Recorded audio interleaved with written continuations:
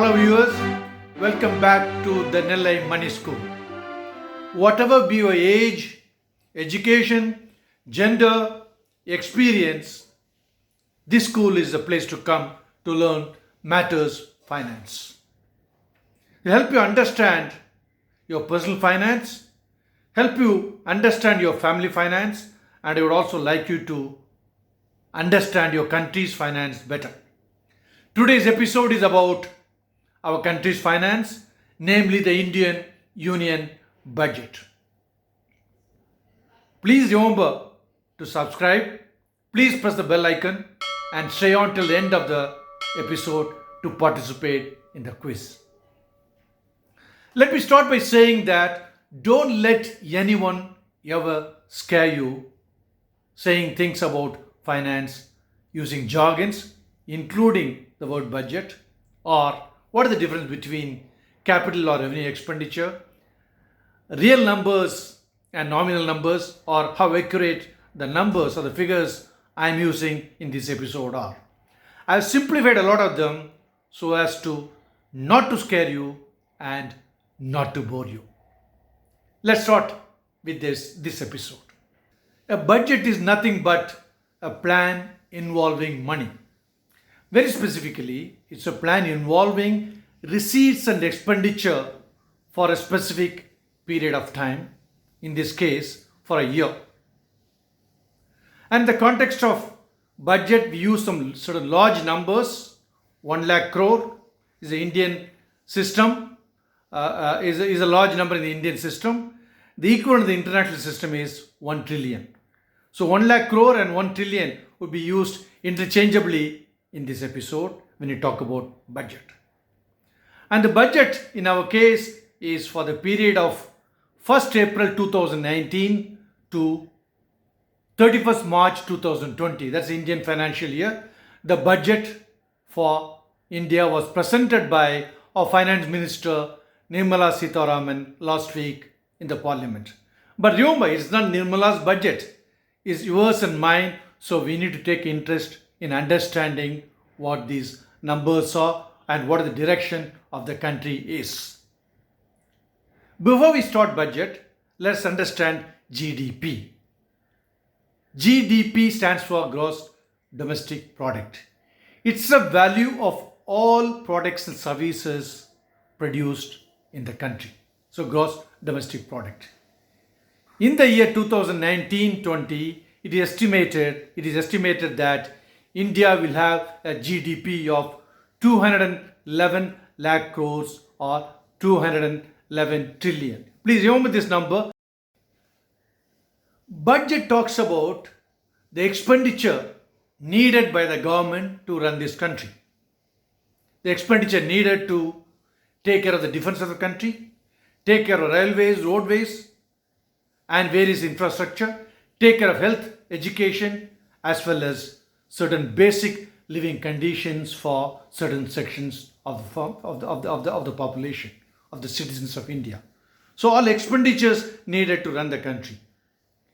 In our case, that number happens to be 27.8 lakh crores of rupees or 27.8 trillion rupees. So that's the size of the Indian budget. So if you express 27.8 as a fraction of 211, it comes to 13.2%. So our budget is 13.2% of our GDP. Now, who pays for this expenditure? It has to be the citizens and residents, and the government collects the same through taxes. And in India, we got four major types of taxes. One is the corporate income tax, the tax paid by the companies or businesses on the profits they make. That tax rate ranges from 25% to 30%. Then comes personal income tax, the tax which you and I pay. So it's important for you to understand the slabs of income and the rates of tax applicable to the various slabs. Take a look at this chart.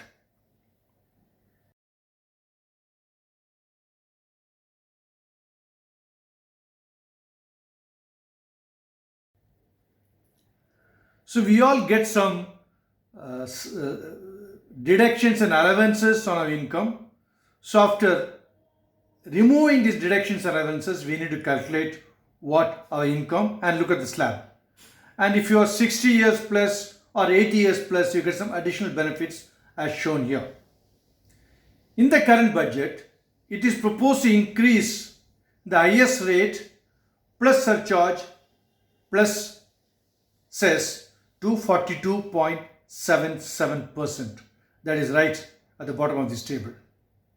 So that's for people who get an income after deductions of 5 crores or more. So these people, the so-called super rich, they are expected to pay 42.77% tax, and this number, as you can see, has moved up from the earlier year. The third tax is GST, goods and services tax, which we all pay on the goods and services we consume. Please read and understand these rates. There are some basic essentials which do not attract any tax. Then there are 4 slabs plus a cess on sin and luxury goods. The fourth one is import duties and related taxes. So 1 and 2 are income tax and 3 and 4 are consumption tax. As you can see, all these tax structures and rates are designed in such a way that the rich pay more taxes.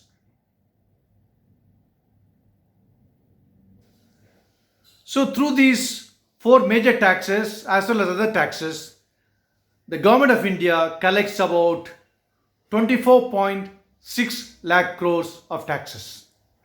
As per the constitutional arrangement, the central government has to share some of these taxes with the state governments. So after sharing, net the central government gets 16.5 trillion or 16.5 lakh crores of taxes, and that is a figure which is used in this chart as tax receipt. Then comes other receipts, primarily from dividends and such payments which the government gets on the investments made by it, plus certain other payments and investments, plus certain other payments the government receives. So this is about 4.3 lakh crores. Add these two together, you get 20.8 lakh crores or 20.8 trillion as a total receipt by the government of India. Now compare this with the total expenditure.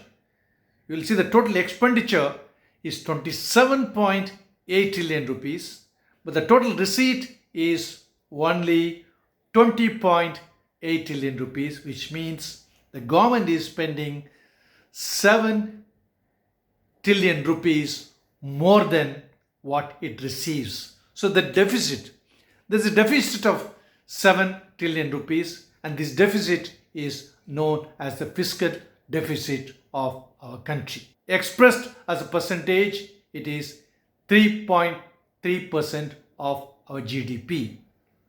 So whether deficit has to be there, is it good or bad, depends on what that deficit is used for, because you borrow money to fund the deficit. So you're borrowing money, the money is put to good use to generate a brighter future for the country, it is good, otherwise it is not good. Now let's take a look at a combined schematic diagram of our country's receipts and expenditure.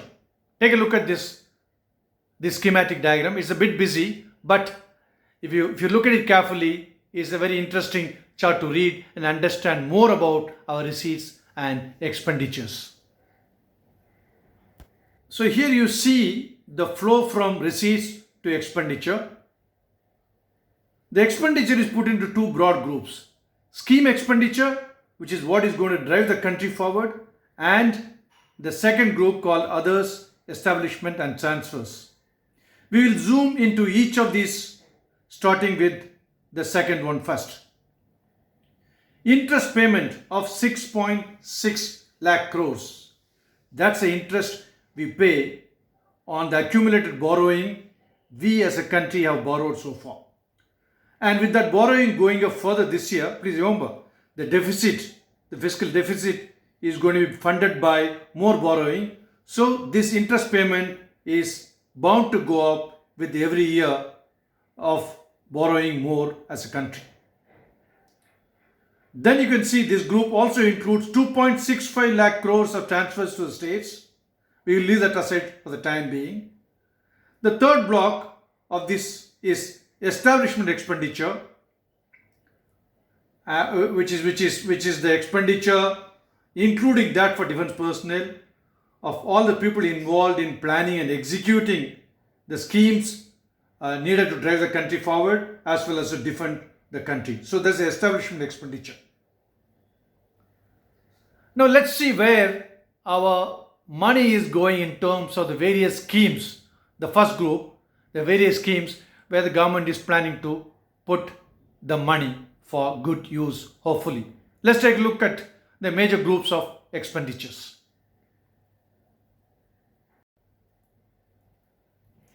So this total amount of 12.03 lakh crore goes towards more than hundreds of groups of schemes. Rupees 3 lakh crore goes to various subsidies, food, fuel, fertilizer, etc. Rupees 1.8 lakh crore goes to various infrastructure projects in the transportation sector, namely metro, railways, highways, roadways, and even Gram Sadak projects of the Prime Minister. Then there is defense of 3.1 lakh crores. Part of that is in the scheme expenditure. Part of that is in the establishment expenditure.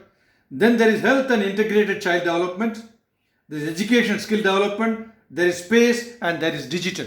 So these are the various scheme expenditures. And what I've done is I've listed all the top 122 schemes being run by the government to drive the country forward.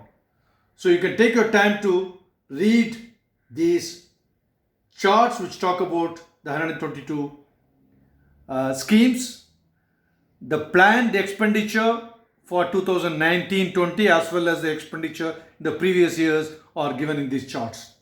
So whatever is of interest to you, you can scroll or freeze and read those figures.